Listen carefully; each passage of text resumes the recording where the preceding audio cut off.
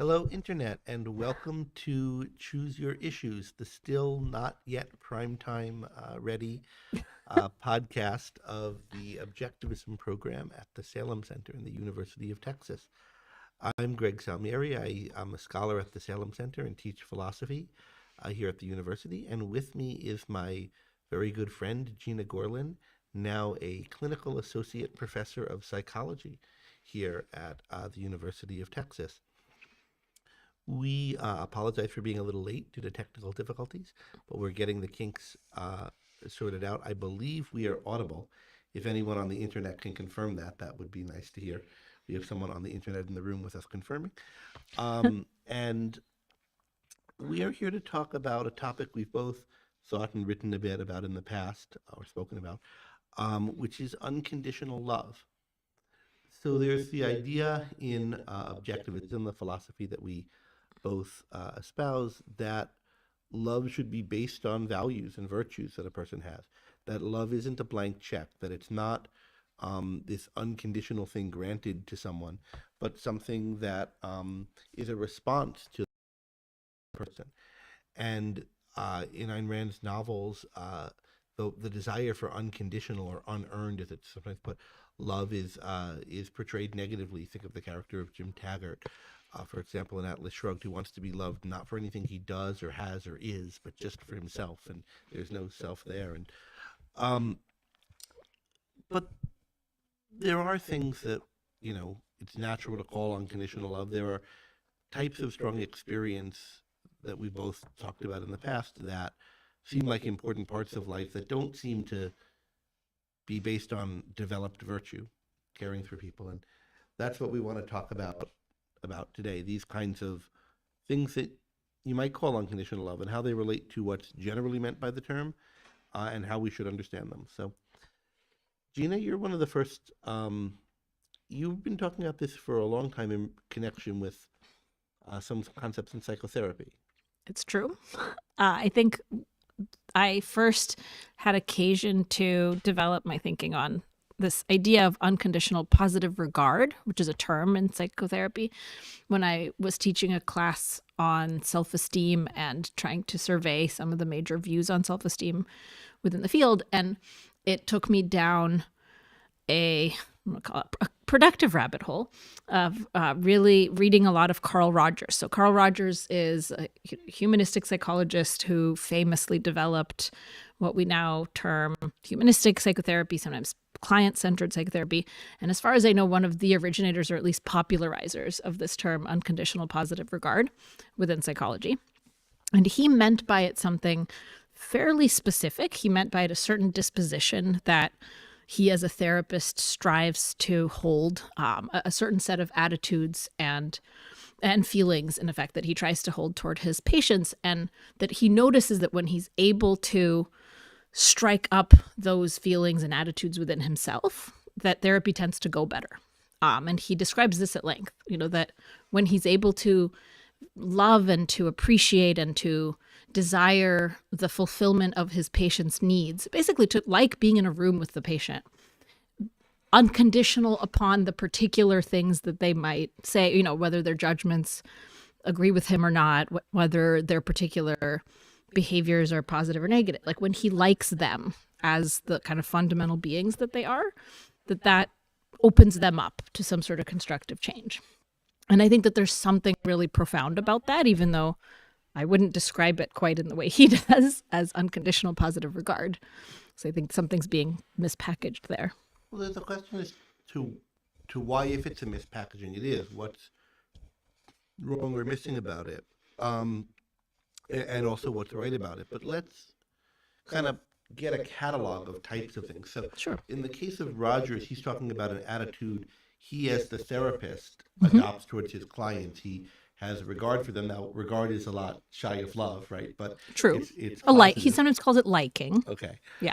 But it's not conditional upon their accomplishments, what they are, what's actually good about them. Or at least not any of the particular list of virtues, that, Okay, so that he might be able to generate. it's not conditional on specifically good about them, or maybe about something good about them in a generalized way? Yeah, or I think, and this is where I think he's not that articulate ultimately. I think it's a little hand wavy, but what he describes and what he demonstrates when he either role plays doing therapy or just lets us see kind of his actual process is there's a deeper, there's a liking for their authenticity, for their humanity, for their willingness to strive and to feel their feelings in front of him.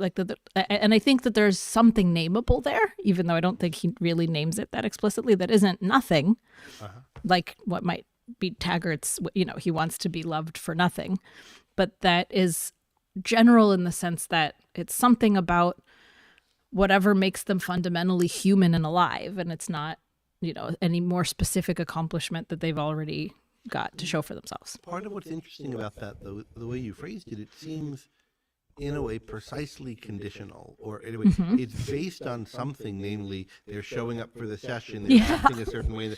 If it's sounding like there's a way the person could be in the session that Rogers then would have a harder time liking. Yeah, and he even talks about that. He talks about, of course, I don't accomplish this all the time with everyone. I accomplish it under certain conditions, but he would never claim, he'd never put that on the patients. But what he's really describing is, a certain way of showing up and a certain potentiality, even if he glimpses it. And it's enough for him to just glimpse it in moments, even if the rest of the time the patient's being really defensive and being, BSy and guarded and not showing up in that way. So here it's sounding like, and I want to get back to giving a survey of different things, but I'm just really being drawn into this Rogers case, which is interesting, that what he's saying is there's something in the client that he has regard for. Yeah. And the regard for this is so strong or important that whenever it shows up, just a glimmer of it, just a little bit, is enough to sustain a kind of positive regard for the person. But it's not, it's for something that is in them, that is findable in them. Yeah. But importantly, that he believes until proven otherwise, and I don't think he would, I don't know that he would admit to ever encountering an exception to this rule. He believes that, by default, human nature is such that he should expect to find this in the people who come through his door. And, maybe helping to transition to your cataloging, this also is reminiscent of something Montessori says about children and about the observant teacher who waits and watches for the first signs of concentration. Right. And the child that isn't there yet. The child that isn't there. Exactly. That's the quote I was thinking. Yeah. Okay, so but before going to children, who I think the other really clear case of this,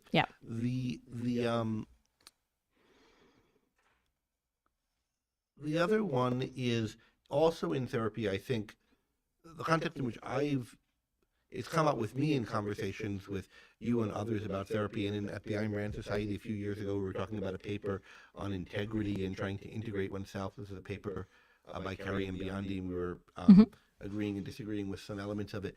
But one of the topics that I recall came up a lot in the conversation there was, what kind of a commitment to yourself do you have? Yeah. Even if you think you've been a bad person in some ways, does everybody have this? Is there a kind of fundamental commitment to yourself, to improving yourself, a care for yourself, etc., that everybody does have, should have, could have? And what do we call this? Is this what self-esteem is? Is it not what self-esteem is? Is it something else? Yeah. I mean, I have lots of thoughts on this, because if we think about what it means to have a really selfish perspective on oneself, including on one's strengths and weaknesses and one's virtues and vices and on one's judgments of one's own behavior. What does it mean to selfishly approach those judgments, to selfishly make those judgments? What is the selfish part, right? So supposing that you find that you have been on a really bad path and that you've been, self-deceiving a lot, and you don't like your work and you don't like your relationships, and there's so much about your life that if you met you on the street, you wouldn't be friends with you, right? And there are people definitely who come into therapy who speak this way, right? I wouldn't want to be my friend. But the thing is that you have no choice but to be with you so long as you choose to be at all. right? Like that there's a kind of unconditionality insofar as you're still choosing to live. And choosing to live, we know, according to objectivism, it oughtn't be conditional upon any further ends. It's an end in itself. It is better than the nothing that is its alternative, so long as you have even, the slightest chance at a glimmer of happiness and joy and the kind of the chances to experience value in this world. And so that should be the only condition in a certain sense, as long as you still could imagine for yourself a life worth living. Whatever vices you discover within yourself, whatever bad judgments you might make are fodder for self-improvement. They're fodder for, it's still important to make those judgments, but not to decide whether to love yourself, rather to decide, insofar as you love yourself enough to be worth fighting for, what do you want to do with those parts of yourself? Yeah, I've always been a little ambivalent about these kind of formulations, because it seems to me that what's relevant is loving the world or loving the life that's possible to you. But there is a kind of who's doing the loving aspect of that, right? Of I'm loving the world. I'm loving the life that's possible to me. So it is possible to me, and I have to be the kind of thing to which it's possible. Like I think there are people who should loathe themselves and should kill themselves. Adolf Hitler, I think, is one. Sure. I could name some who are less extreme than that. James Taggart in our fictional. There are plenty of fictional ones. Universe, I won't name anyone who will be controversial, but I think oh dear, we could all agree that there are a few such characters Hitler in history and offed himself, and no one said about it. Right. But I think there's a way that you can maybe say, like, there's nothing to me that's any good. Like, the first thing I would have to do if I were going to try to make amends or try to get myself straight is, like, see that I deserve, not to live for what I've done. But I think, that is you've got to be, I don't think it's only Hitler, but like on the really extremes of bad people. Yeah. For that to apply. And much, much more extreme than people tend to think when about. They write themselves off. Yeah. Right, exactly. So what you're thinking about is, like, is there something that I can do with my life that I would find worthwhile, that I would enjoy, that I could understand as a good human life or a good segment of a human life for what's left of it? And if there is, it's because I have something, something to offer the world and myself that I can then evaluate and love and appreciate. And that's in a certain way a question distinct from judgment. I mean, it's a judgment, in the broader sense of the term, like you're making an assessment of what is true and possible and what would be good. Mm-hmm. But it's not, in a way, it's like proto self-evaluative, or maybe post self-evaluative. And that's that you're judging, is there a life for me that would be worth living? And you can't escape the you as the beneficiary, because that's who you're responsible for, and because in a certain way. I think it's important that you're not the beneficiary exactly; you're the agent. So it's not like, is there some prize that it would be worth awarding to me if someone else were doing the awarding, right? Exactly. I mean, for Rand, self-esteem is the conviction in your capability and worthiness of living and of happiness. But those go together, and they go together in that order, I think, right? Like, happiness is something you have to achieve for yourself, and to be capable of it is to be worthy of it. Right. Okay, so we've talked about two kind of psychotherapeutic aspects of it. Of what we might call unconditional self-regard or unconditional self-love. We're going to decide whether we want to call it that, and we've seen reasons to think it's not that, but it's something that you want to contrast with conditional, a kind of conditionality in psychotherapy, the kind of regard Rogers recommends having towards one's clients as a therapist, and also an attitude that you need to have towards oneself in self-improvement, particularly in radical self-improvement. Yeah, and again, I don't think it's conditional in any of the ways I've ever heard anyone use that term. All the ways I've ever heard anyone use that term are bad ways of holding this kind of love or regard conditionally, because it's too narrow and or second-handed and or Yeah, just and derivative rather than fundamental, like to make your own self-love conditional upon how much you've accomplished by age 35. The That's how whole way of typically thinking people hold of it. conditional versus unconditional is very feels very concrete bound to Yeah. me. You're focusing on the particular things that can come out of it. It's Exactly. sort of like there's this issue. Francis Bacon talks about groups of people, both of whom he thinks are mistaken, who think that knowledge is a value for its own sake rather than for its for what can be done with it, what can be made of it. On the one hand, think of that as a rationalist or what objectivists would call an intrinsicist view of knowledge. Yep. And then on the other hand, the mechanics, who he doesn't like, who think of knowledge as valuable just for what you can make with it, where what you can make with it is some like little incremental thing. You're always trying to build a better mousetrap, and you think of, well, we're going to come up with the laws of motion to do this, and you have these kind of particular concrete goals. And if you think of the people who think of knowledge as valuable for its own sake, it would be like the Robert Stadler kind of character in Atlas Shrugged. Yeah. But what's the other kind of character? Because you might think the alternative to that is valuing knowledge for its practical applications. Sure, yeah, Galt does that. But there's also a sense in which he venerates it. Yeah, Right. and Stadler talks about him as just doing it in the course Just of an engineer, right? And but people view engineers this way. but there's a kind of, if you think, splitting the atom is good because, and you have some very trivial point by point list of 10 inventions that'll come from it. Right. You're kind Something of too missing narrow. something. The way Yeah. Bacon thinks of it is, no, knowledge is empowering. It'll enable us to be like gods. There's a kind of metaphysical grand scale of what will come from it, Yeah. not this or that or the other thing. And if you think of something as being conditional, like, is the value of knowledge conditional on what you can get from it? That way of putting it puts you in the mind of like, I have 8 things I'm going to get from it. I'm going to put them in Exactly. check boxes. Versus, knowledge is valuable for its fruits, or for the way it empowers you, gives you a kind of more holistic perspective on it. There is a end that it's valuable for, but it's not. But it's also it exists together with and as part of that end and is continuous and gains its own value from the meaning attached to the pursuit of those ends. Yeah, and it's the same. I mean, So there the are fact. then there are 2 separate points here. One is the point I was making of you have to think of, if you're going to say its value depends on an end, you have to conceptualize the end abstractly enough and grandly enough Right. to integrate the whole fullness of it and not see it as like a bunch of individual points. Yeah. Instead of seeing it as a bundle of sticks, you have to see it as a tree. Yeah, and But the to take this into the human context, Yeah. maybe you're going there already. So that's why I think you had gone a different place than I was thinking, but that I also think is right.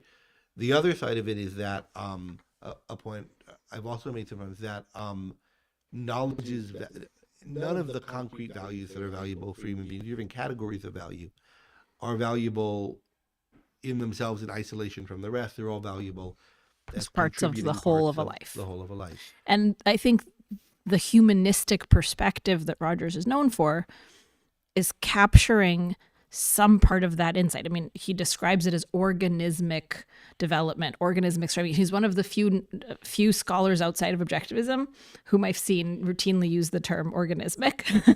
And I think that's notable, that he's really paying attention to human beings as whole organisms. And he understands their potentialities and their mistakes and their virtues and their errors as parts of that whole, which is, this developing organism. And he sees the organism as, capable of tremendous growth and flourishing and self-creation.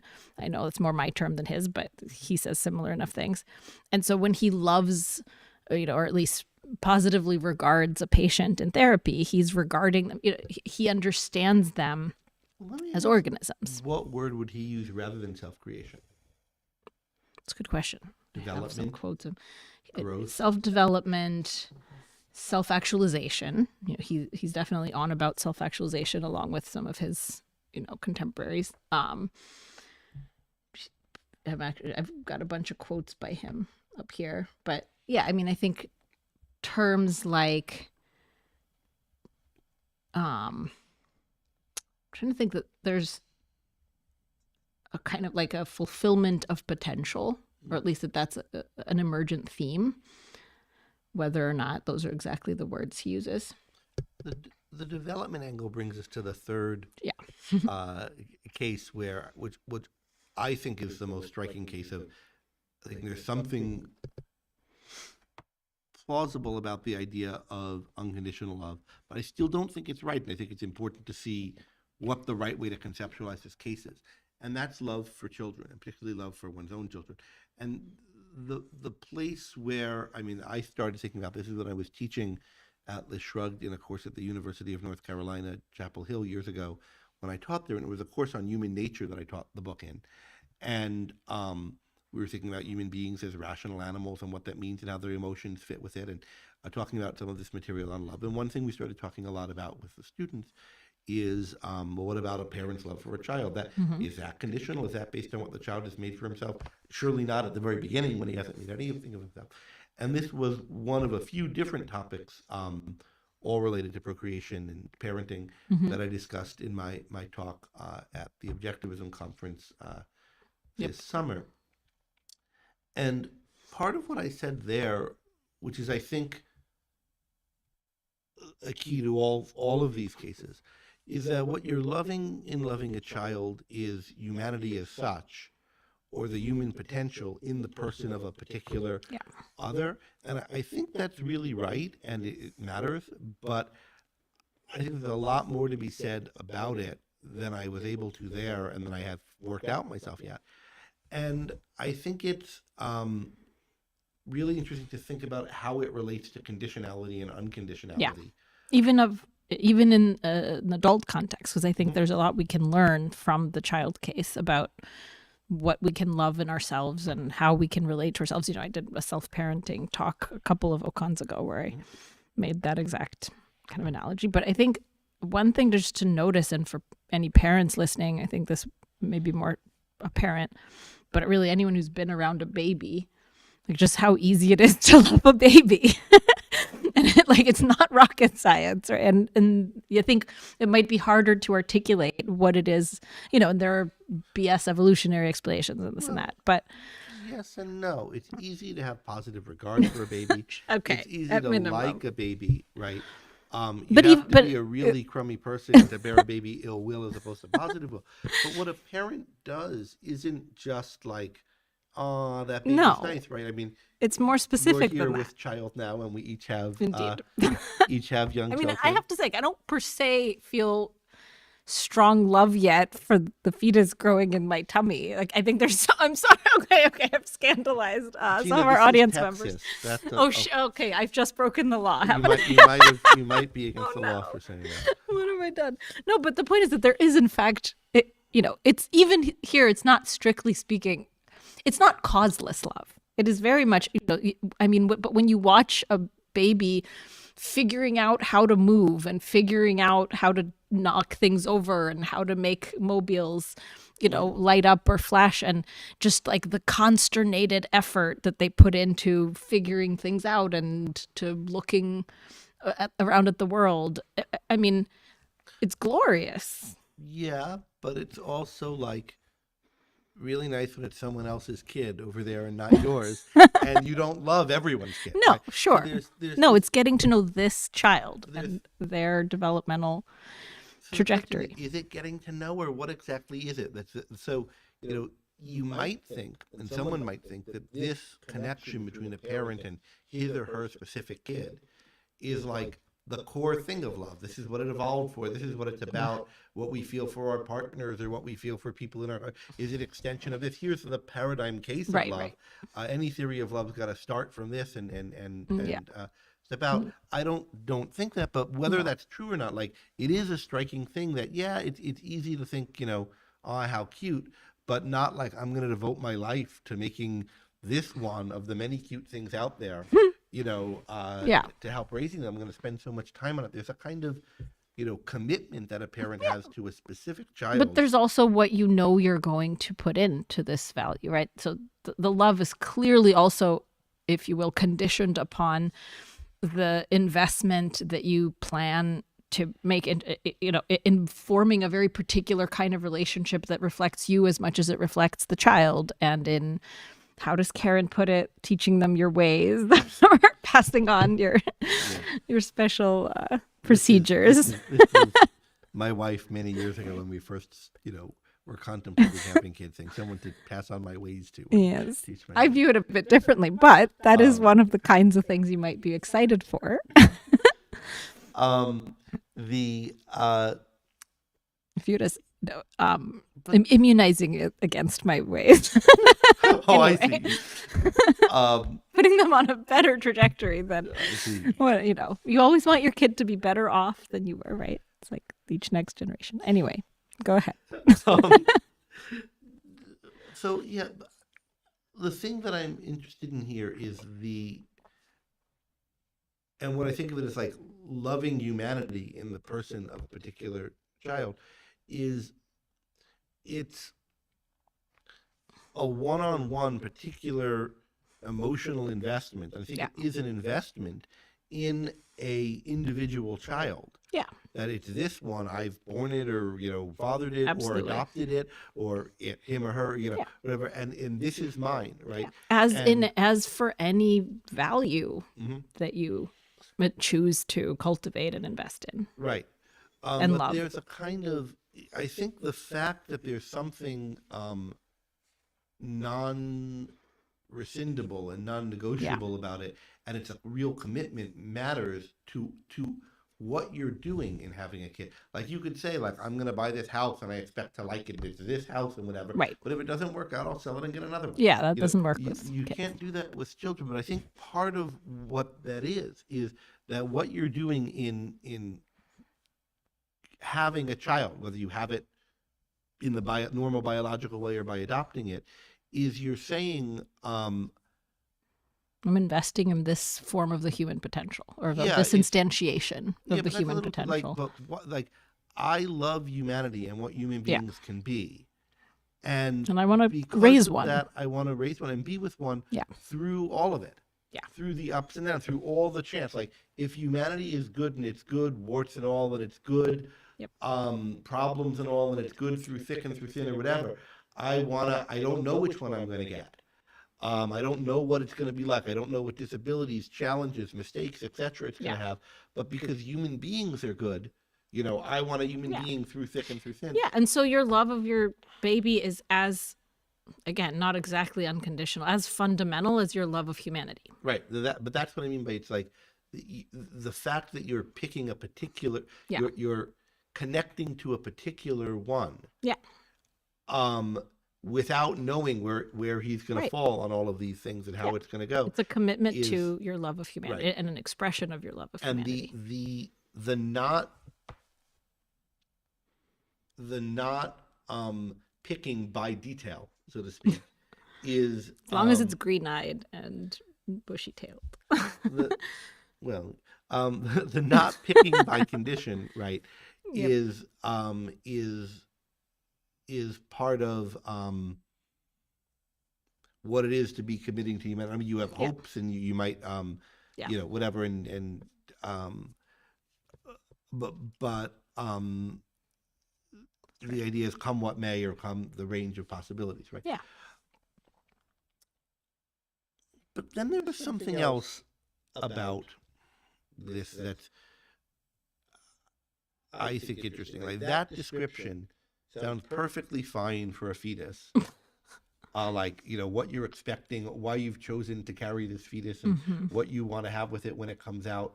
It doesn't strike me as plausible of Alice or of Alan yet. That is our children who are 2.5 and 3 You mean yet or anymore? anymore. Okay, just checking. Right. Right. But neither is it like, oh, she's made of herself a fine woman. No, And but this is like- what I right. meant So about you there's- fall in yeah. love with your child. But Yeah. I want to think about what that means, given that it's both. Given that I was going to fall in love with my child no matter who she turned out to be, more or less. Yeah, and given that both of these things are elements of it, it's continuous with and based on this thing we were talking about. Yep. And But that's, how does it yeah. relate to love as we think of it among Yeah. adults, where it's based on who they are? I mean, just as you don't love humanity in the abstract, even though it is humanity as such that you love it in all of its particulars. You love the particular members of it who exemplify it for you. You love the experiences that you have had with the best of the humans that you've both met or, encountered in fiction or literature, whatever. So you don't love your child in the abstract. You love them as the particular manifestation of humanity that they are becoming. And I think it immediately takes that form. Like, I don't think it's real love if it's, detached from particulars.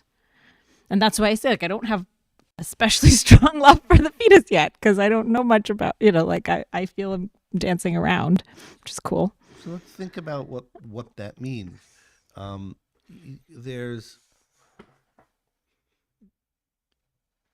what you're attending to in the child as you're falling in love with them, as you're experiencing the love with them. And then there's also, and that's going to be something general.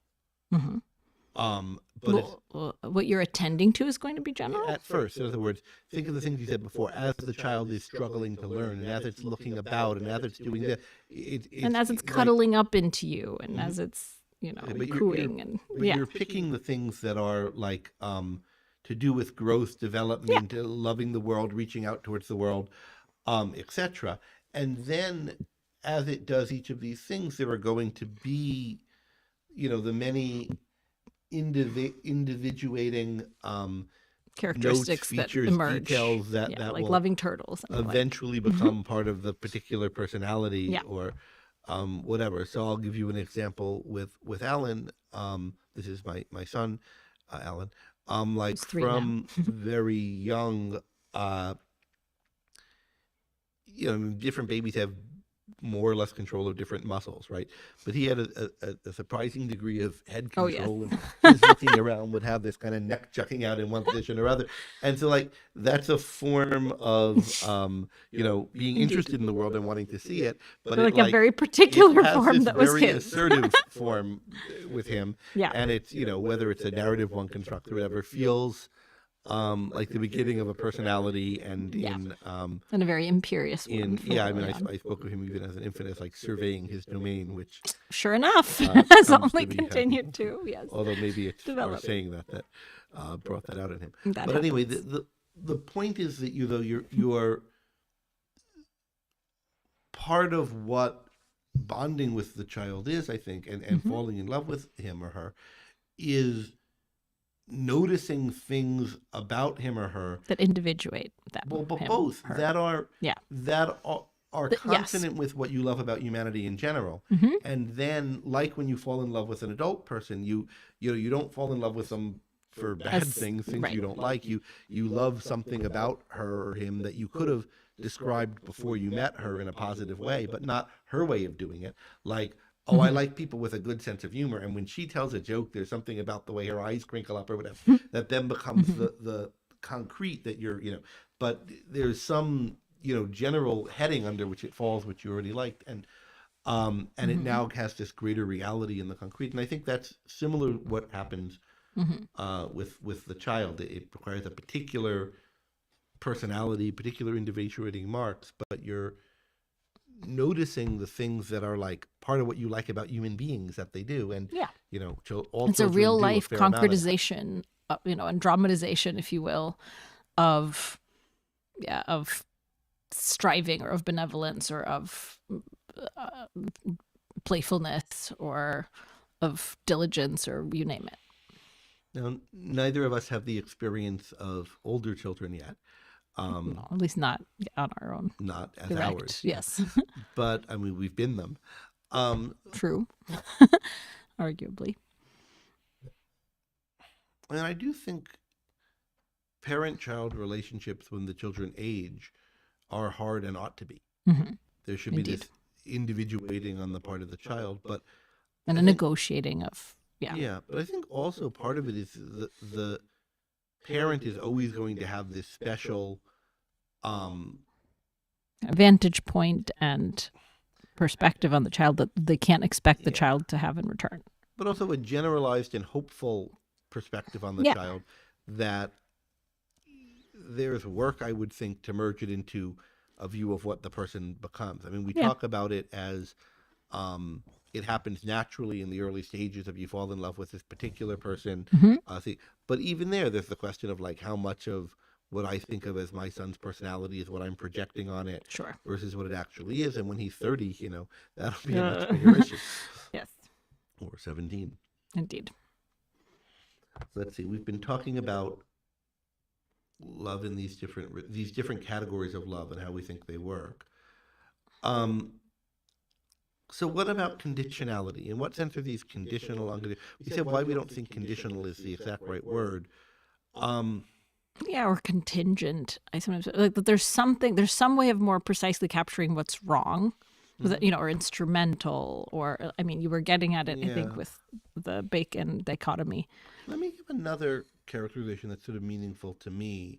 I thought of this, I don't know, way back when I was in high school or early college, this idea that there's such a thing as loving someone on credit and you shouldn't do it. Ah, yes. And think about I guess more stereotypically, this is a woman for a guy. He's a fixer-upper and I love him for what he could be. Yes. And I'll introduce you to my friends when you're ready, when he's ready. I guess that was a line from Coupling.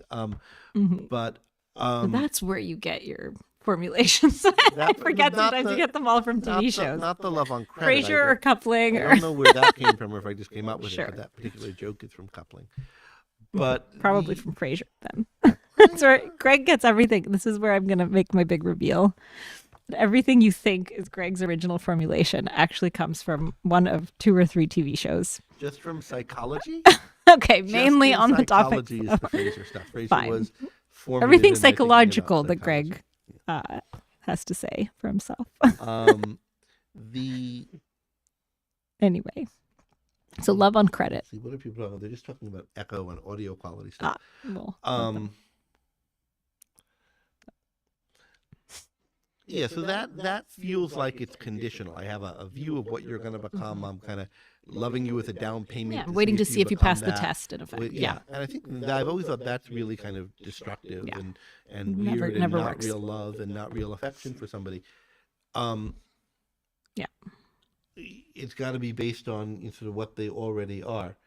Yeah, People are now and- commenting on the mic. So we are using dynamic mics. Part of the reason why we're doing it is we're in a that bad. live room, and I don't think it works well to use other kinds of mics. But in it, I have no comment. but on right this now issue. we have a problem with a driver where the person monitoring our audio can't hear us live. So what should happen is they should be ridden and set at the level where they can be a bit far back and we don't have to talk directly into them. 58 work decently like that. But given that we're flying deaf now, we may have to bring them a little bit closer.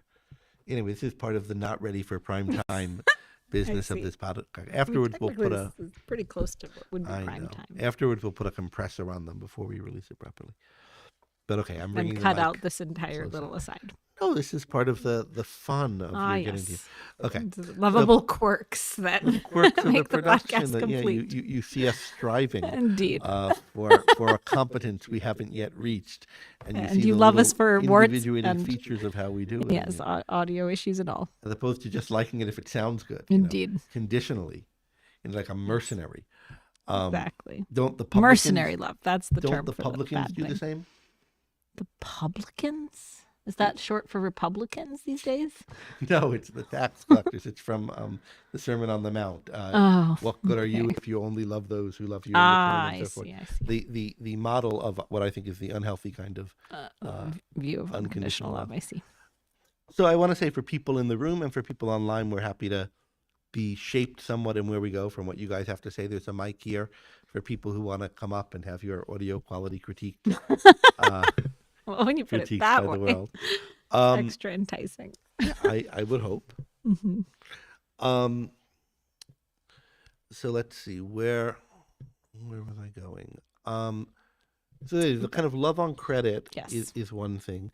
The feeling like someone's trying to put you into a box. You want to feel like, I think, seen, Yeah. and loved for what you are. Right? I mean, I think that's what love is. And what is it to do that with a child? Well, the child is mostly potentials now. Right.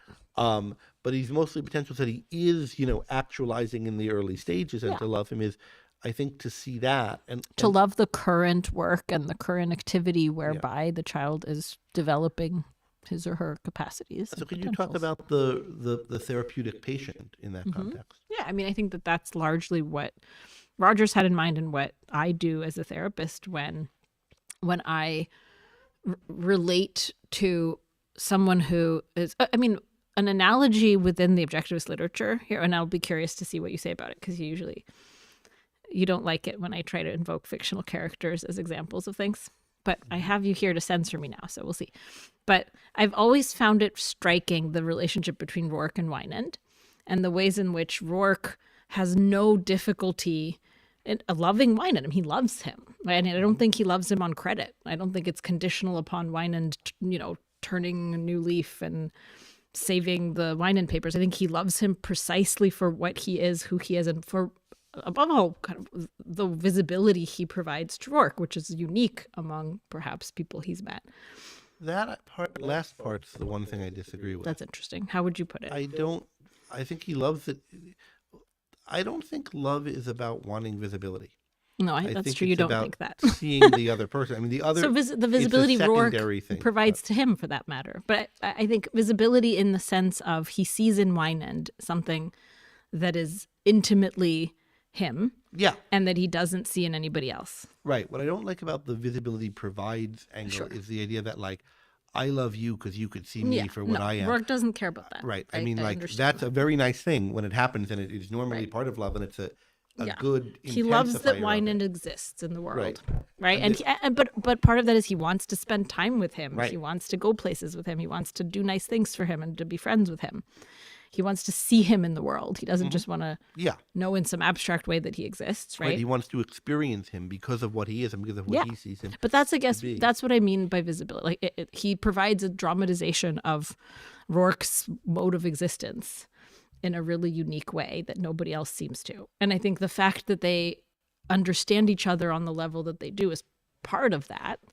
Like the fact that they connect over the kinds of moments and the punctuation of their lives by these moments and what the ways that they experienced their own. Yeah. I mean, I think Rourke sees what's good about Wynand. Right.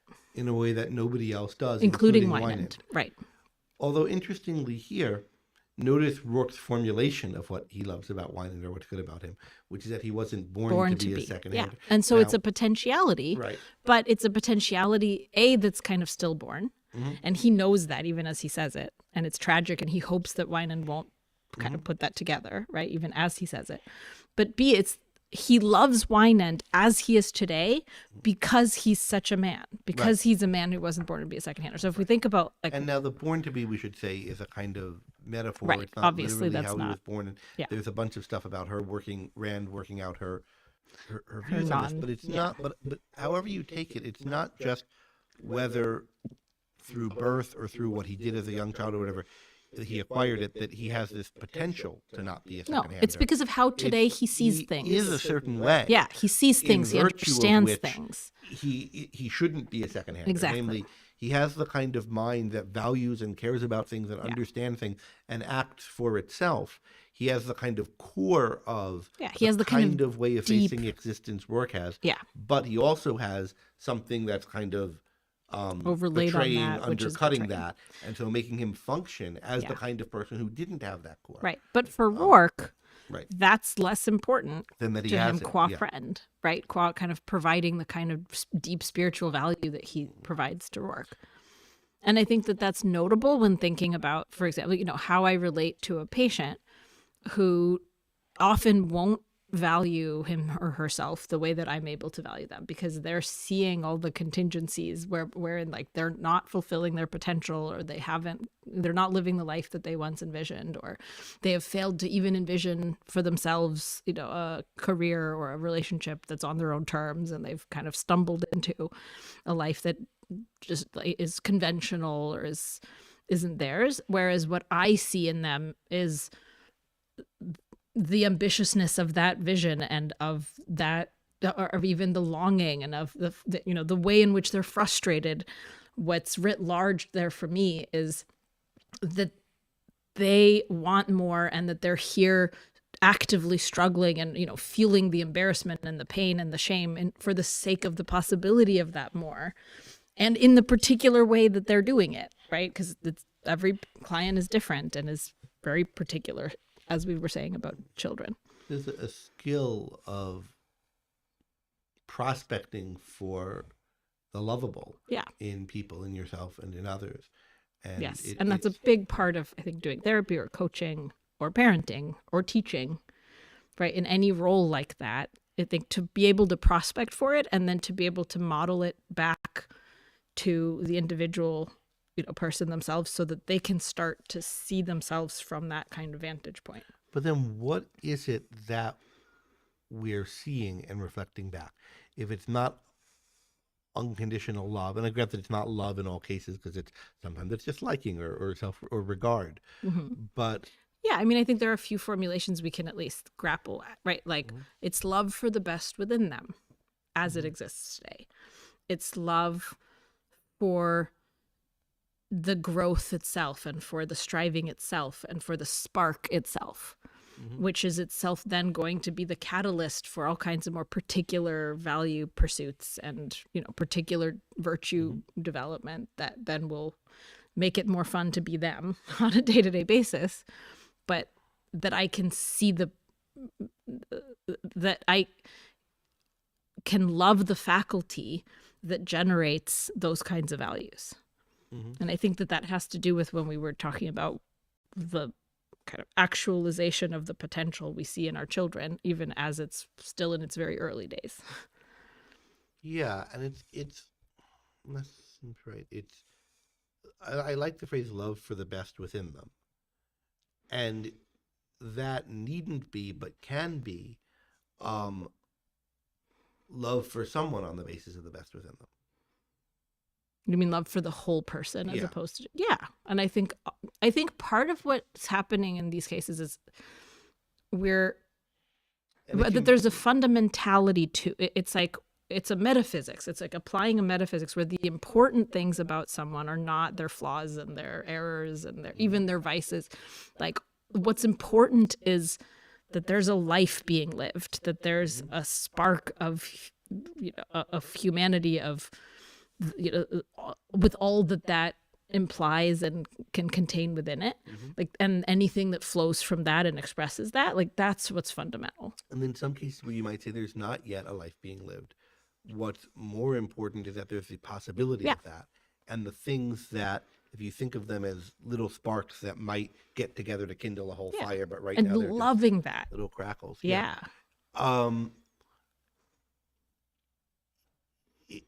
Yes, I think this point about what's important really matters. And I think that it's also context relevant to who you are relative to the person you're talking about. Yes. If this is you that you're talking about, what could be more important than your capacity for a life? Yeah, than your capacity for a life. Right? You're not looking at yourself third person on. Right. And like, well, this guy I don't really want to hang out with, but that guy I will, because he's got his life roaring and raging and so forth, and he's just some embers that might reignite. Like you can't be that to yourself. You're with you, so you're not kind of playing the odds of who's going to be best or whatever. Yeah, and I think that what Rogers was observing was that people often by default relate to themselves as if third person. So in that unhelpful way. Yeah, an unselfish way, I would argue. Why, this is going to sound dumb, but like, why should you relate to yourself first personally rather than third personally? And I think there are two reasons. I mean, one is the reason you gave, that you're stuck with you. You can't go find another you to be friends with.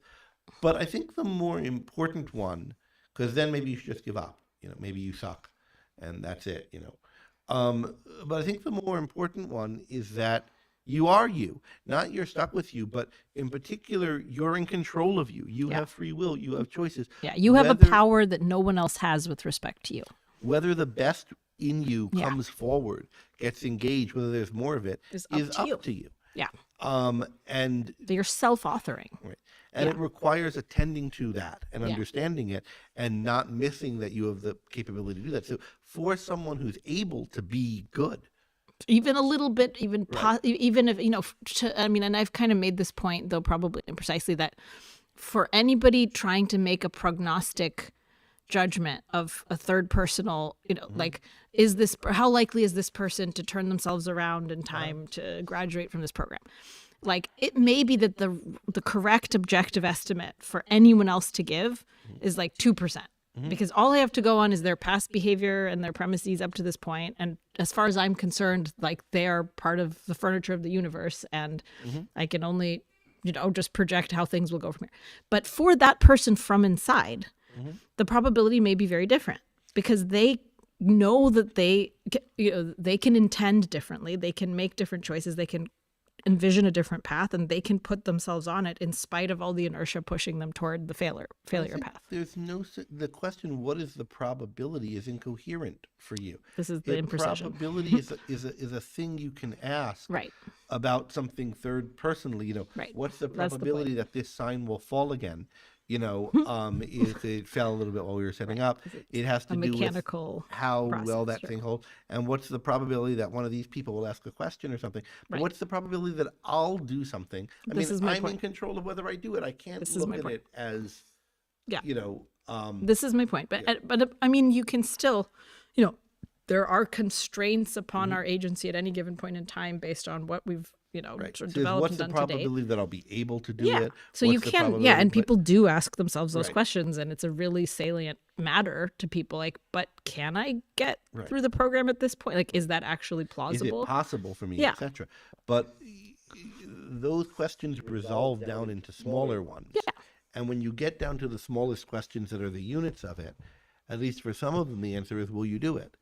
And so And so there's a really self-fulfilling property to any assessments that we make about what our life can hold or what we can be capable of, etc. and when we're down to those units, and if we identify them of what actually is possible to us if we choose, then Yeah.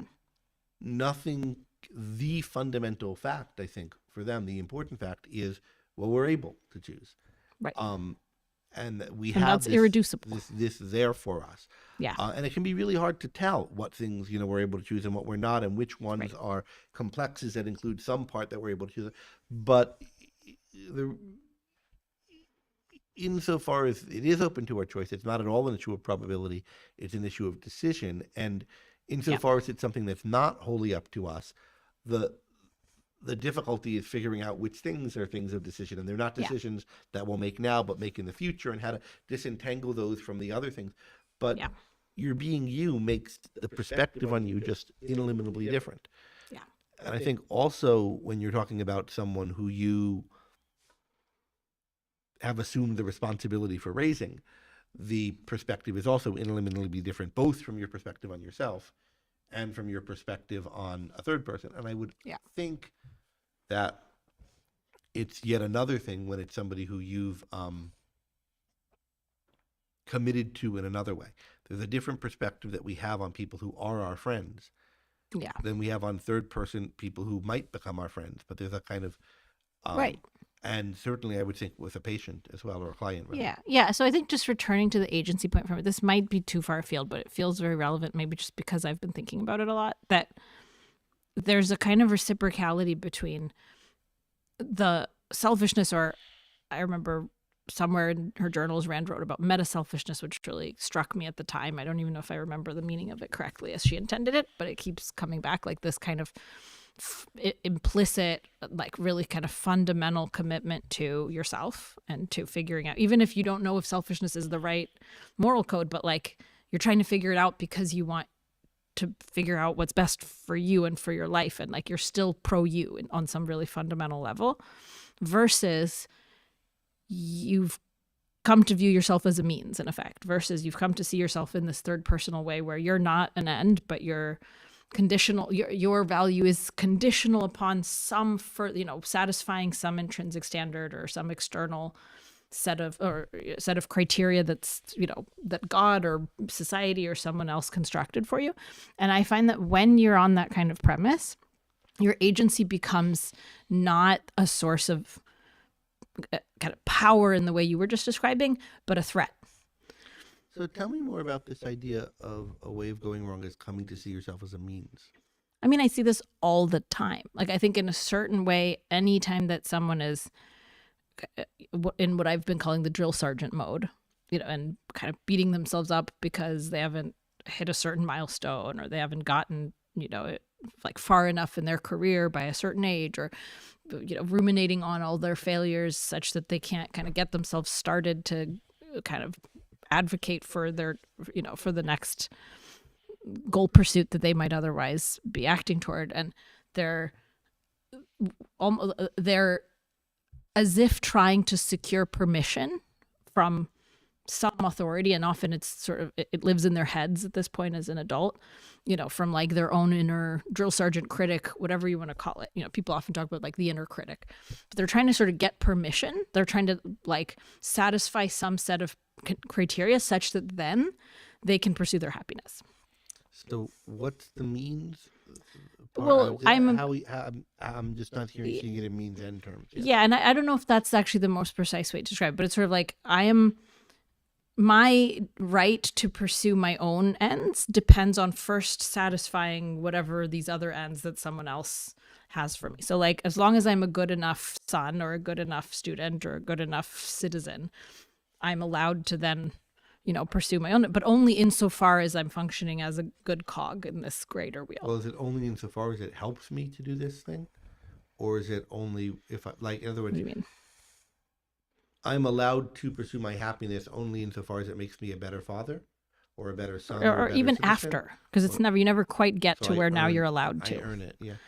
Yeah. I don't know. Like, I mean, it's contingent upon being useful in some way is the way that I sometimes I experience see how the conditionality point applies to this. I'm not sure how the means end language is. The reason the means end language struck me as interesting is because there's this famous formula in Kant, one of his three ways of describing the moral law, and Kant, of course, is the objectivist supervillain, right? Is Right. But I think there's often something really interesting in these formulations that is, if it's wrong, interestingly wrong, and Sure. deeply wrong, and sometimes is right, or right understood one way and wrong understood another. You can't be being very opposed to something requires being Yes, on a we get the anyway, disclaimer. Go ahead. Anyway, the formula is to never Never treat always yourself to treat humanity, whether in your own person or the person of another, As always ends, as an not- end and never merely as a means. Yeah. And you might think about, what things amount to treating humanity in yourself as a means. Yeah. And I do think at least that's one flavor of the larger phenomenon that I'm describing, where mean, someone's For Kant, treating yourself as your humanity as a means, I think, amounts to treating your reason, your ability to think, as for the sake of satisfying your desires. Yeah, that's not what I mean, obviously. I mean treating your whole existence and your goal pursuits, your energy expenditure, your priorities, whatever, as a means to the satisfaction of some other standard that is non-you and outside of you. But even in the Kant case, I think there is something right about it. I mean, it is, I guess, it kind of describes a form of rationalization wherein Because if you take your desires as things that exist apart from your rationality and your thinking, they just came over you, right? And they're just there. And well, and the same thing goes for desires based in guilt and yes, negative emotion, right? Like, I have a desire to appease my mom so I don't have to feel bad anymore. Mm-hmm. Same kind of thing. Whatever your list of desires, if you take them as sort of there on their own and not coming from your mind's authorship, if you think of the role of your reason as just serve them, just instrumentally, I think you are kind of treating who you are as a human being. And I think that is the psychological mechanism whereby what I'm talking about gets actualized. Because really it's through your own emotional mechanism that whatever the standard presiding over you that isn't your life gains potency over, right? You're in effect a servant to your own emotions and to whoever it is that's bullying you through your emotions. To, in other words, whims, emotions that come from nowhere. Yeah, whether it's the emotions that come from nowhere or emotions that come from, guilt and pressures from some altruistic code or whatever, but it's through the emotions that emotions instantiate whatever external kind of motivators take priority over the needs of your own life. Yeah, I mean, this has me thinking a thought that I just always am coming back to lately, which is that so much of ethics and so much, I think, of psychology, so much of what's deep in them and getting them right in their pedagogy and so forth is kind of breaking through the means end distinction as it's ordinarily held, where there are ends that they come from somewhere. Either they just come from your feelings, Right. or maybe reason just registers them, which is ultimately what I think Kant thinks happens with them, certainly what Plato thinks happens to them. And then the rest of reasoning is figuring out How to how get to to those serve ends. these ends, Yeah. which ends, again, are just passively come over you, Yeah. either by being registered by reason or by just being felt by the appetites, Right. or by some other bit of you. But if you think of ends as themselves derived from reason, Right. if you think of like there's like a process of making them and working out the means to them is part of it. There's a kind of composition to a life, and the more we can spell out what that process is and what it looks like in different areas, I think the deeper kind of appreciation for what a life well lived is. Yeah, and that's where, just to come back to the agency point, that's where your agency becomes the causal power whereby you can actually build a life, kind of build your way to those desired ends, and even just conceive of the ends and like kind of integrate it all together, as opposed to the ends are these kind of given, intrinsic, disconnected from me and my happiness and my needs kind of mandates. And the best case scenario is that I appease them so that they don't bother me anymore, that there's a kind of zero sum game.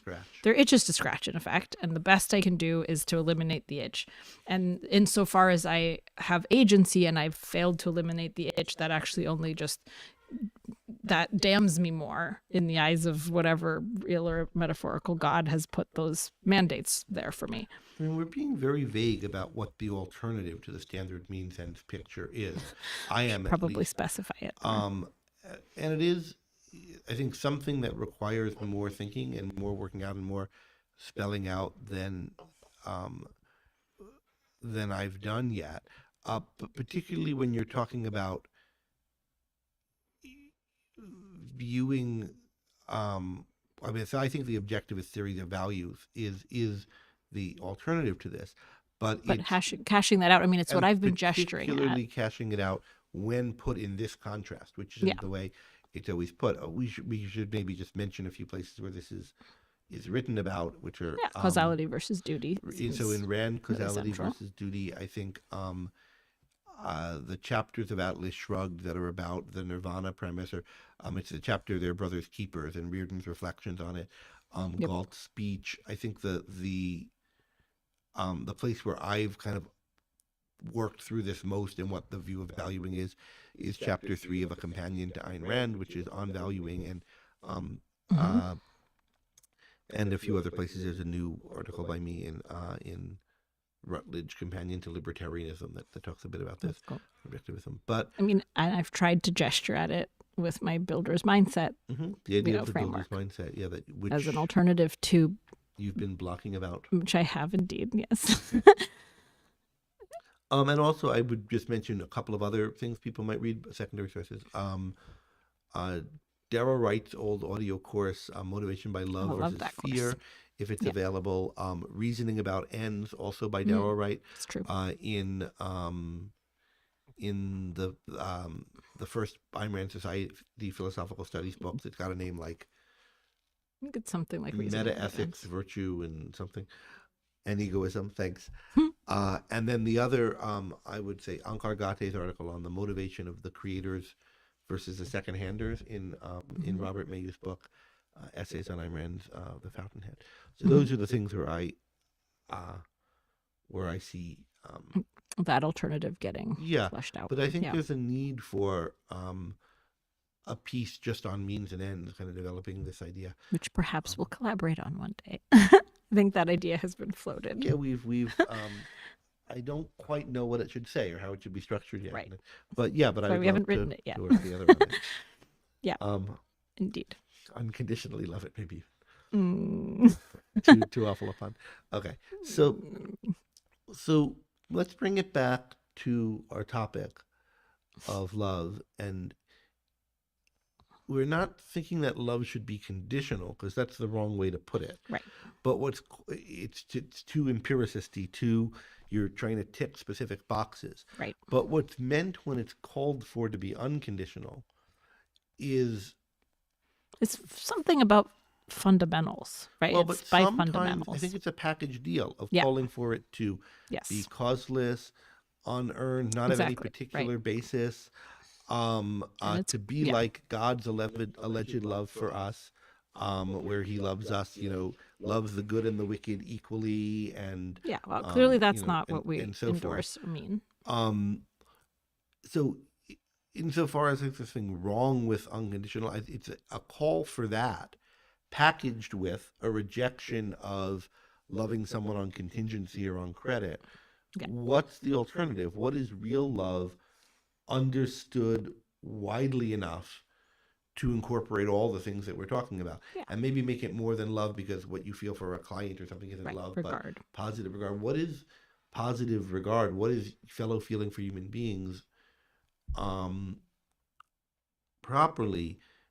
Yeah, I mean, I like, as I mentioned, love for the best within the person, but also like a fundamental positive regard, like a positive regard for the fundamental humanity in those that we. Because you're not just loving the best within someone. No, or you're liking loving the them. best you're Yeah. loving them for it. Exactly. And what it is to love someone for something is to regard that thing as Fundamental to them. Yeah, and important and the basis for your relationship with them. Right. And it's not that you should love everybody, but you should have a positive relationship towards the human species because what we are and what's important about human beings is what they can do. And Yeah, and I mean, I think it's notable. Like, Roger's talked about how he's yet to meet a patient whom he absolutely loathes or can't find something to love. In effect, have you been able to give him a run for his money?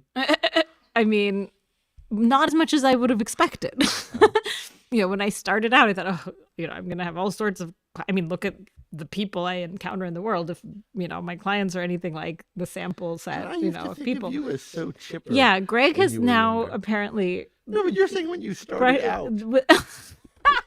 When you started out, you Well, were so ironically, that's jaded looking interesting. at the people around you. I mean, okay. I went into the field because I had hopefulness for the You overall thought it would be more bimodal when you went value into of it sure. than And I thought like there'd be bad people and there'd be mixed people and there'd be good people, but like there was some distribution that I would encounter. But by and large, I've had a very easy time loving my clients, or at the very least, liking and having basically kind of fundamentally positive regard for my clients.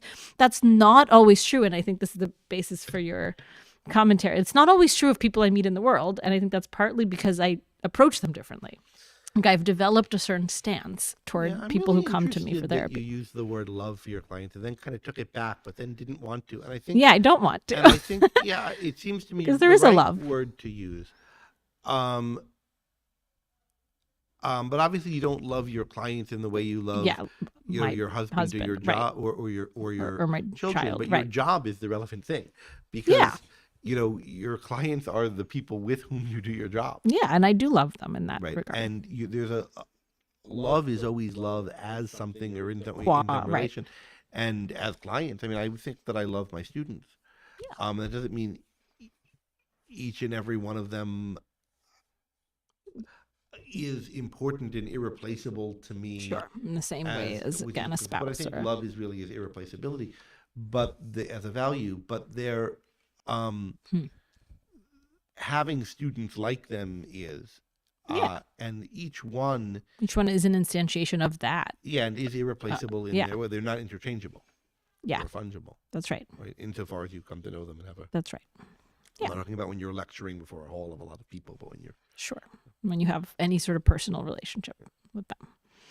Yeah, there was a question I was answering with that comment that I feel like there was more to say about. Do you remember your question? No. That's too bad. Anyone in the audience want to bail us out? The good point. That was an intermediate question in there about giving more. Yeah, I mean, but what? Oh, hi. We have a question in the studio. So my question regards how to deal with people who have a different view on this topic than oneself in real life. So if I meet someone who believes in unconditional love and practices it properly,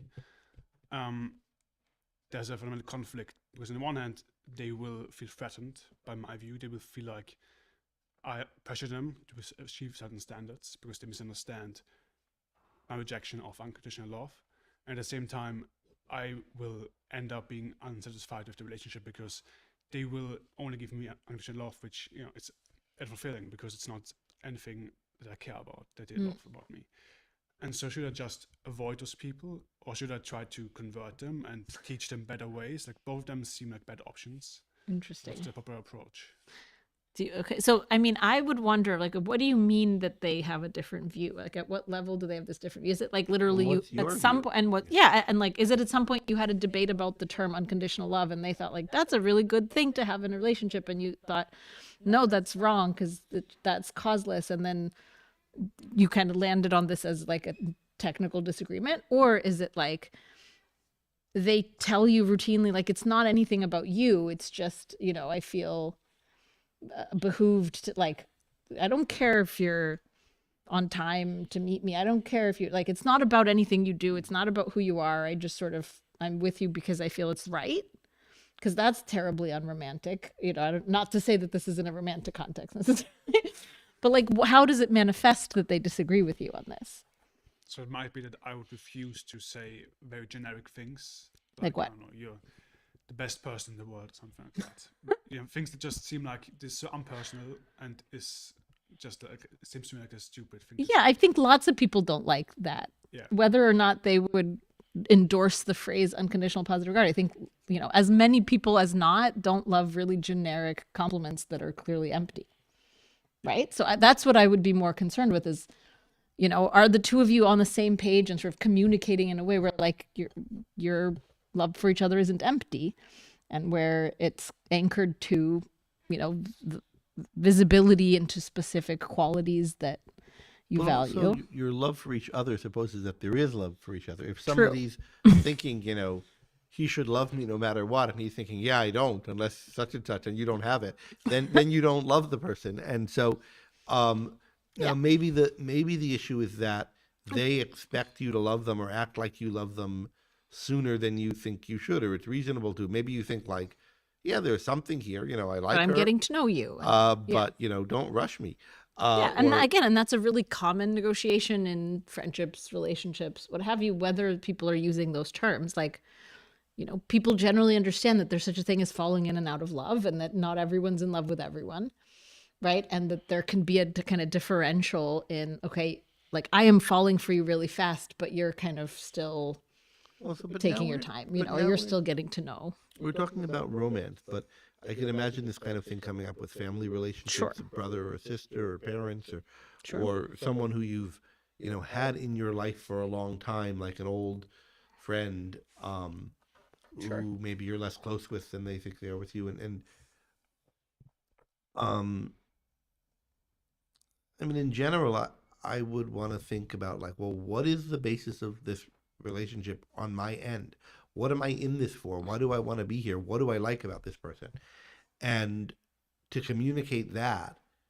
And if that's not enough for them, if that's not what they want, then, then maybe you can't give them what they want. Yeah. And if it is, then there's a basis for. Yeah, but also again, like, but if you do that in a really kind of reflective and introspective way, like, you're not just going to be making comments about like, I like that you turned up to this, gathering. Like, you're going to be able to articulate, I love how you light up when you're excited about things in your life. I love how you approach your work. I love how you approach our time together, right? Like there'll be pretty fundamental things. And I think people can tell the difference between. Yeah, but notice there's the how you and the way, like, if it's, I love that you X, Y, and Z, and then you can put a bunch of abstractions, it's very easy not to feel seen. No, it's the And how. if it's, And you can fill that in, yeah, you know, with with a lot of the particular. I mean, But so it's not just in the communication, it's how you think about it. If you think about it from like, what would you miss if the person was Right. gone? What is it And that you yeah. look forward to Yeah. when you look forward to seeing them? And sometimes it'll present itself to you as an abstraction. Well, she's so competent or whatever. But it's like, But yeah, it's not there going to end are there. plenty of competent people. What is it about her? Yeah. I don't just want to see anyone competent. And sometimes it'll occur to you as something super concrete, the way she smiles, the tone of her Yeah. voice, the whatever. But And like, that means a lot you more to think- people than you're the best person in the world. Like, I Yeah. think, like, part of the irony here is I don't think most people are craving the compliment of, I think you're the most amazing person alive, because that's meaningless and everyone knows it's meaningless. I think what they're craving are those much more specific. What's that? Did you say? well, they- Speak for there's yourself. there's a contingent that wants to be told they're the best Okay, people in the well, world. there's someone for everything, as I like to say.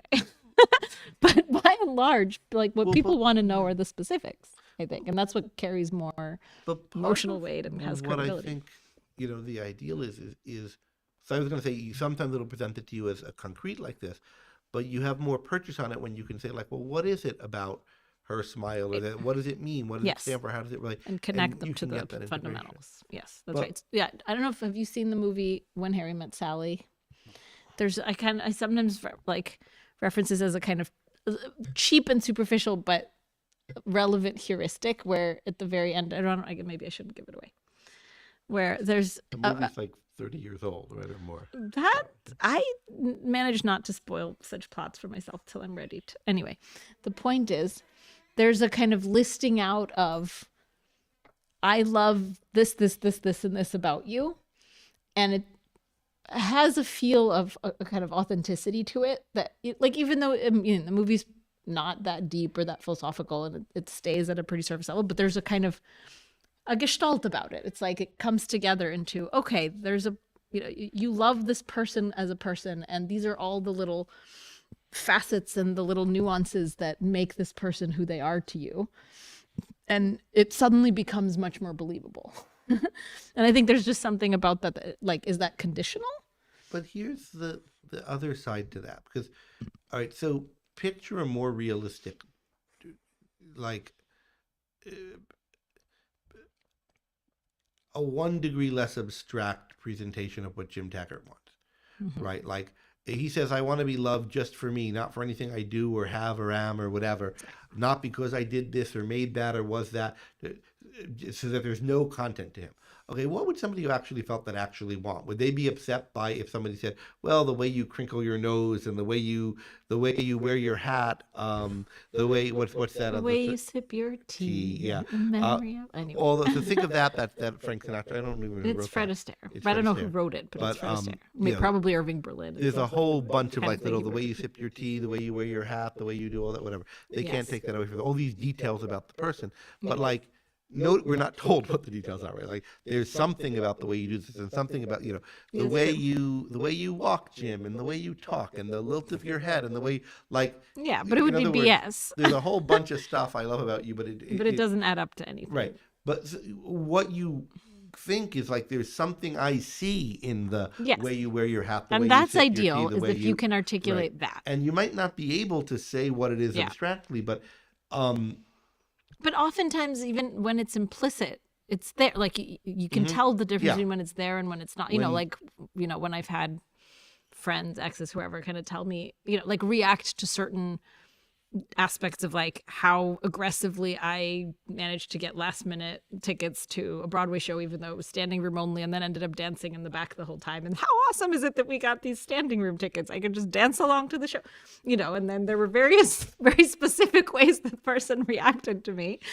that contained within them a lot of identifications about my more basic character. For better or for worse. only on this podcast can you find presenters telling you what's lovable about them, reflecting on what they like. That's their weird. partners. Yeah. Yeah. Anyway, the point is, Yes. That is charming. But the issue is when you, I mean, part of what makes it a concrete and makes it love for a particular person and not the abstraction is the concreteness of it. And the concreteness of it goes all the way down. And if you look at Rand's characterization of this in Romantic Love, she talks about sense of life, and it's the, the individual style of an individual soul, and it's kind of replaceable. And in that essay, Philosophy and Sense of Life, where she talks about it, you get kind of the other side of a presentation of personal relationships that is in the speech in Atlas Shrugged, Francisco's speech, characterized in a way that makes it seem, much more abstract and generic. Right. And I think the more abstract and generic presentation works in the context of the novel because you have so much Because personality. you've concretized it from so extensively. from Yeah. the characters, but Right. So it needs that context to. And even then, not it sort of feel takes cognitive Yeah. work to put it Totally, yeah. together with that But context. if you just take the sense of life issue, the individual style of an individual soul, you could feel like, yeah, well, that can be anything. It's something ineffable. You can never quite put it into words. And in some sense, you can't, because you can never put any experience all the way into words. There's always too detailed for words. But you can find things that essentialize, capture it. And the question is, are you responding to a particular, highly detailed, with all the individual irrepeatable features of way of being a human being, way of Right. doing what human beings do? Yeah. Or is it, a kind of heap defaulting on that? Right. And I And- think part and of so- I think part of what's distinct to the perspective we're trying to articulate here is when you attend to people, or at least like people that you're getting to know, or people who are your clients or your students, or people that you're relating to in any kind of meaningful way, like, are you attending to the details of them from a perspective of a love for humanity? And that's like with Montessori's quote about the child who isn't there, and with Roger's examples of like kind of what he's seeing in his patients. Like, I think these are all cases of like you're seeing people from a very particular slant. You're not just kind of a completely neutral observer who just sort of is piling up these particulars for, with no particular kind of selectivity to it, and you're just kind of noticing stuff willy-nilly. But you're like learning about like, what is the essence of this person's, humanity? Like, how does this person strive? How does this person grapple? How does this person love?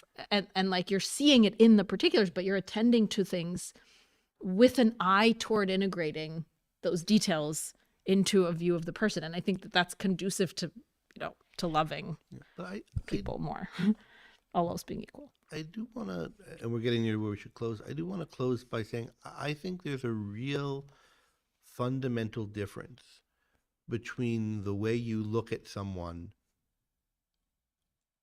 when you're looking on the one hand at a friend or a lover, Mhm. or on the other at a child, a student, or a therapy client. Sure. In the latter kind of case, you really are looking at your role is to help them get better, Yes. to help them develop. And you're looking at them as almost a case. kind of work. Yeah. Something. It's a very different vantage point. You're looking at them. I mean, the therapy word that we don't use anymore is patient, right? Because you don't say Sometimes, client to stress their agency, but there's patient in the philosophical sense of patient, someone that you're going to act on. Yeah. And there's both sides to that, because you expect them to act too and to act back. And certainly, if you're loving them for what they could do back. Yeah, but it's not and what they could reciprocal do in the for same themselves. way. But Yeah. there's still you're in a sense there for them. Yeah. You're there. You're trying. There's an asymmetry Yeah, and that doesn't or oughtn't exist in friendships and romances. love and friendship in the normal sense of them, and in the sense where they provide the value that they uniquely provide to life, Mhm. is where you're not looking to what somebody can be, Right. and you're not looking for what they are as a sign of what they can be and fostering the future in them. You're looking at the developed thing, Yeah. and that's what you're admiring and wanting. And there's always, because human beings are things that grow and develop, and if they're doing their life well, they're going to get better rather than worse. There's always the hope for and projecting and looking forward Yeah. to the improvement. But nevertheless, it's almost all on what's there and what the future portends because of what's there.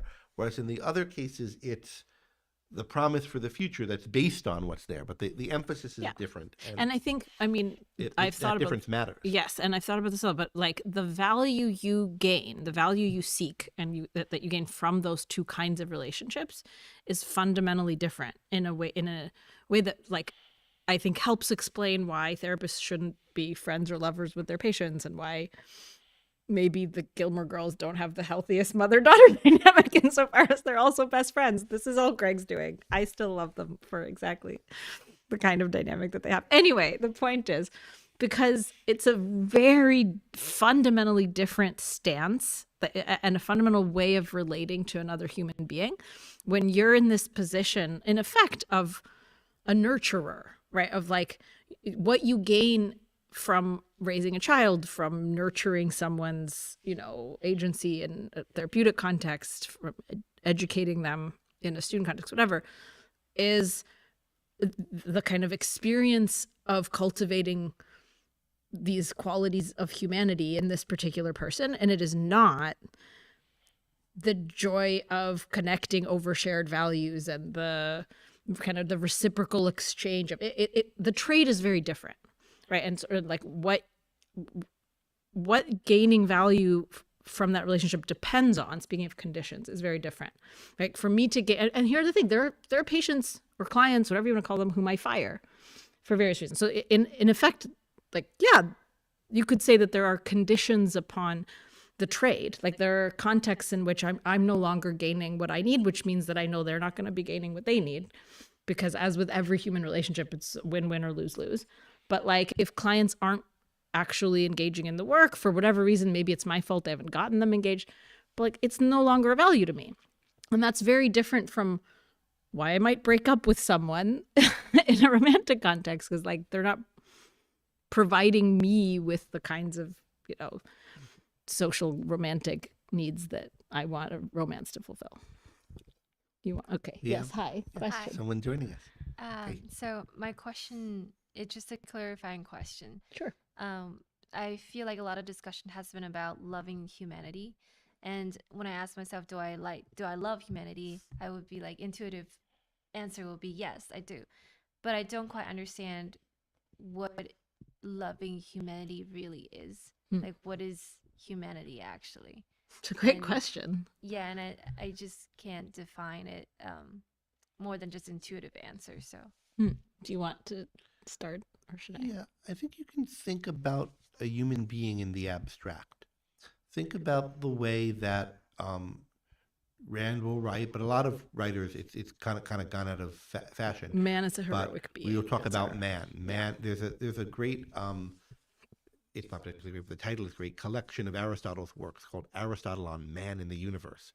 Well, what do you mean by man? A particular man, some man? Well, like, what a human being is. Or the other kind of place where you get to see this is like, think about a nature video that talks about the, like, the speckled finch spawns in the spring and it comes here and it does. Which speckled finch? All of them? This one? Some of them? Well, there's a speckled platonic finch form way of the life, the speckled way it finch. does. But it's the form, the species, Right. but the species not considered as a group, but considered as an abstraction. So you're thinking about what a thing of this kind does when it's acting in the way that's characteristic and natural to and proper to a thing of this kind. Yeah. And so likewise, you can think of a human being or human beings like that. What does the human being do, or what does man do, or how does man live? Well, he lives by his mind, and he's able to project and create values, and he's able to form win-win relationships with other human beings and so forth. And that's what a human being does. And when I'm thinking about humanity, I'm thinking about that thing, that creature that lives that way, that human beings are able to live, and that they live when they're doing it right. And Yeah. and every particular human being, to the extent that he realizes or approximates to that. And there's a kind of view of the human potential, I think, right, that's implied in that. Like the natural, the normal, the healthy course of affairs for a human being, as for a finch of whatever sort, is to You were sprout getting its people wings making and to their, go in search of what? we're getting worms. people kind of riffing on the nature video view of man. in That's the great. comments. I'm sure better than I could, since I've viewed very few nature documentaries, as we know. I'm pretty selective in my love of organisms. I mostly just focus on the humans and kind of ignore the except. Well, no, cats.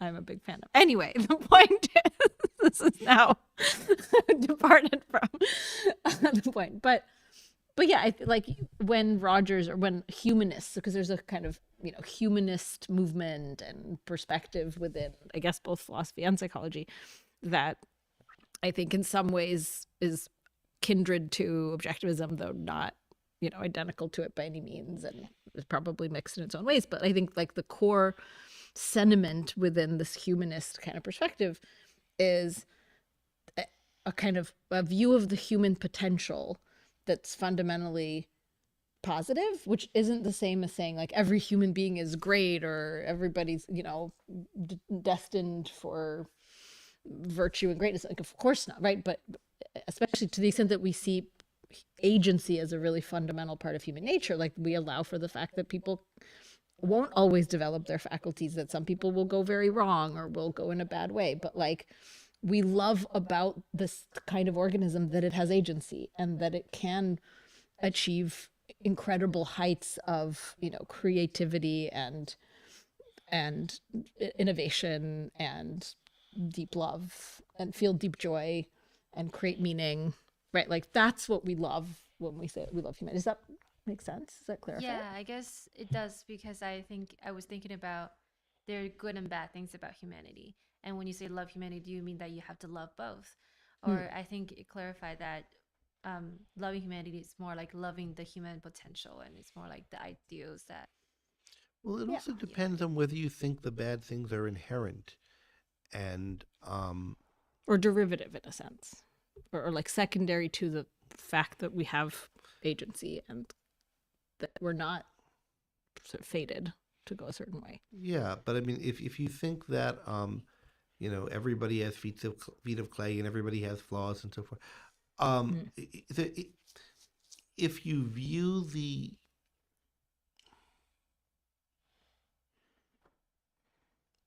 I don't think there are good and bad things about human beings. I think human beings are all good.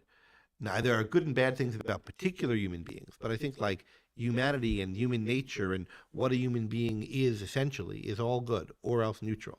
I don't think there's a bad to that, because I think all my values are directed to what's possible. And if there's something that it's impossible to be, like, you never die and you never get sick and you never make a mistake or whatever, then there's nothing to covet about that. That's not possible. And so that's not something you could assess as good or bad. Good, I think, is doing what goodness for me is defined relative by to the achieving nature of the organism. the kind of life that we're capable of achieving. And so for me, that life is the standard of goodness. And anything else is kind of inessential. And so, like, to the extent that someone's bad, it's the extent to which they're not being a human. They're not living up to their humanity. That's how I think about it. Which might seem harsher than wherever we started, but yeah, I think there's something I agree with in that elaboration. It couldn't be all touchy-feely, and God forbid. I mean, when this is an objectivism podcast. Recall there was the Mike Wallace interview, I think it was, one of them, when she was asked about this high view of man and so forth. And she said, "What about somebody who they're not a man, is such and such, and and they want to be loved?" And her response was, "Well, they certainly don't deserve it." So there is a kind of different emphasis, but there is a kind of judgmental quality to love. I mean, when you're loving somebody, now not in the potential way as you love a children, or whatever, there's a judgment involved. And it's a judgment that you're good, and you're good in a particular way that resonates with what I personally care about. Yeah. And I think that's partly that's also why it's contextual. And not everyone's you don't that love good. Someone qua partner the same way you might love them as a therapy client or as a kid. Right. And so But even there, the judgments are different depending on the context of the relationship. even there, as a therapy client, they're a good therapy client if you love them as a client. You don't love all your clients equally in the same way, or you love the challenge of it, right? For a kid, when they're young enough and when you start with them, you do love them all, and it doesn't involve that kind of judgment. You would love whoever they were, but precisely because there you're loving them in this way that's focused on the potential, and then you focus on the good bits. But but it's not but it's also like, because the goodness is so writ large in a child, like it's not hard to see it. And that's part of what I was talking about, like not just in the potential, but in just like children by and large are really well-meaning, and they're really innocently selfish about what they're interested in and what they pursue, and they're sincere, right? And like they in fact exemplify a bunch of the qualities that I think make humans lovable. Yeah, but it's like loving an adult or loving in the way where you love a peer is judgmental. Loving a child for potential is judgmental of the fact that humanity is good, but it's not a judgment of the child. And what it is a kind of connoisseurship within the child of what's good of what's best in them and so forth, that you're attending to or trying to attend to and trying to find and make sure that you're not doing it in too parochial a way, so that what's best in them is the ways in which they happen to share your interest or something, rather than the more fundamental ones. But it's you're committing to the particular child and investing in the particular child, not because of some way you've judged them to be better than other children, but precisely for the lack of that. Because, in a sense, they could be anyone, but they're a human being and they're your human being. Yeah. But just to cash this out, the way that I think it's similar in a child and an adult, to be on this premise that like love is in terms of fundamentals and love is organismic rather than like instrumental or whatever. Like, in relationships, this will often come up, and in parent-child relationships, this will come up. Like, well, I love you, but I sure would love you more if you were to like get a paying job, right? Like where with a kid, especially, when parents are like gunning for the kid to become a doctor or a lawyer, and the kid feels like, okay, well, I'm going to lose my parents' love if I decide to go and try my hand at music or art or something they consider really risky or really unattractive. Like, there's something deeply wrong with that. And it's not because at that point the parent is being too judgmental. It's because they're judging on these kinds of superficial norms that are largely particular to them, rather than valuing the child's fundamental agency, right? Which includes their right and their freedom to go a different way than a parent might, and to explore paths that aren't conventional, and to struggle in their own ways. It's the same thing sometimes in relationships where like, a partner gets really annoyed with their spouse whenever the spouse, has a bad day at work or doesn't bring in because the spouse is, the same thing, like their job isn't as high paying as the person hoped, and that the person's kind of disappointed in them, or disappointed that they didn't get into a certain program when they were playing together. Like, then what kind of a love is that? Like, it's a love that's sort of instrumental, and where again, like the person is at least functioning a bit as a means. Like, well, I loved you for the convenience of being able to be married to someone rich. Where you could be disappointed in someone. Sure. And it wouldn't be a mistake to be disappointed in someone. And it wouldn't be based on some particular contingency like that. Disappointment in either kind of love relationship. Yes. Right. So you could marry someone and you love them and so forth, and they do something and you're really disappointed in them. Absolutely. And not because at a you have characterological level. Parochial desire, but they really, they let you down at a fundamental level of like, I thought this person was trustworthy, and they're not. Or I thought this person was really a trier, and now I'm kind of seeing that they give up at the first or they sign did in this occasion, because it's not like and I could be disappointed on this occasion, but that probably wouldn't yet be a demerit on my love. Let's think this through a little more in both kind of cases, because there's the kind of I was wrong about him scenario, but let's not he's changed that yet. But he's changed or was threatening to change or did something that's inconsistent with him being, who I thought he was. And I don't think I was wrong about him all along, but this certainly isn't what I was expecting. And I am disappointed. Right. Right. So if part of what it is to love someone and love someone based on who they've been and who you are with them is you don't just say, well, I'm out, right? Like Right. you did something this one time different. If you really think I was wrong about him the whole time, then you do say that. But But it it's should like, take a lot. I really Right. I know what's good about you. I know you don't have to be this. You're better than this. Why are you being this way? Why aren't you living up? You Yeah. feel that. And there's a question of how you deal with it and but you're invested Right. in them being what you know they are or have been or can be. Yeah, Now sure. think about it with the child. A child can grow up in a way that's a real disappointment to their Yeah, parents. sure. And not just because the parents have messed up inappropriate standards. The person becomes a criminal and he, Right. all Person becomes kinds. Hitler in the extreme But case. forget that. I mean, But like even in more mundane at cases, some point, maybe you they're have a to failure give to up on the launch, child. and there's just no hope. But you apparently, should really be. I mean, it is Yeah. their fault that they did it, and it's not. It's Sure. not like, oh, I had my vision of They life pampered was that them he has too to much, or- be yeah. X, Y, Z, and he's not. He's Sure. What's going on there? Well, there I think similarly the disappointment is based on something real that you loved, but here it wasn't fully the actuality. Yeah. It was the potentiality for what he can be, and you're knowing that as a human being, one, that's the general potentiality for potentiality, he can be so much more than this, and Yeah. two, since it's not like you go from infant to like 25-year-old failure to launch, like all the things that were better within his life where he could have, Yeah. you think of that You're time in grieving third grade the and think of, non-realization of all those things. yeah, and you're grieving it, but also you're super focused on the potential to achieve. And think about like a very sad case for a parent where, like, I don't think my kid will ever amount to much, but he can be better than this, right? Hmm. I mean, I'm thinking of someone who, I'm not thinking of a particular person, but imagine a parent who's, now elderly and their kid's in middle age and is in a very, very bad spot in life up to now, but they're hoping for them to rise higher, that maybe they'll never be what I, fully hope, but I hope he'll, get his They'll life get to a together better and place. he'll Yeah. have a little bit of happiness.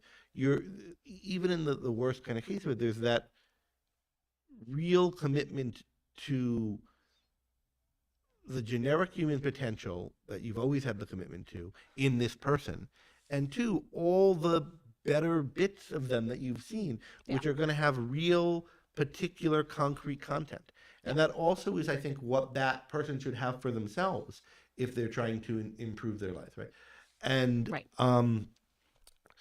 Yeah, and that's the way in which we would do well to regard ourselves in something like the way that a parent healthily might regard us. so I want to end on some more pleasant note than the worst case scenario Indeed. of Let's like do the that. person is evil, but it's like you love them despite great disappointment.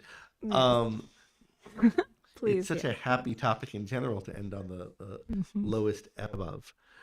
So well, what you got?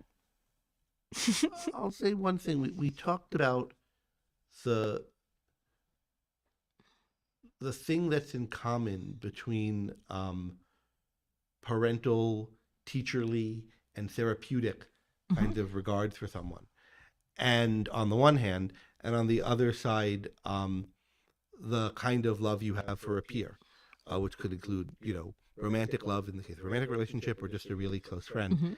And one of the things I alluded to earlier in the case of parenting is that that you expect there to be tensions and difficulties as the kid gets older, and there's I think I see where a this is going.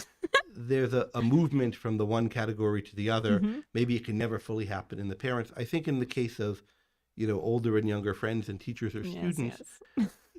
it can. And I've had two really good experiences in my life, both of which were attended with some difficulties at times, of moving from a A mentoring or a relationship student-teacher kind of Yes. relationship to one of friends and equals. being really close fundamentally. friends. Yeah. And I've had it, from different directions. Yes. So one of them was with Alan Gotthelf, Mm-hmm. who, for whom my son is named, and with whom I did a lot of work and was a student of. Mhm.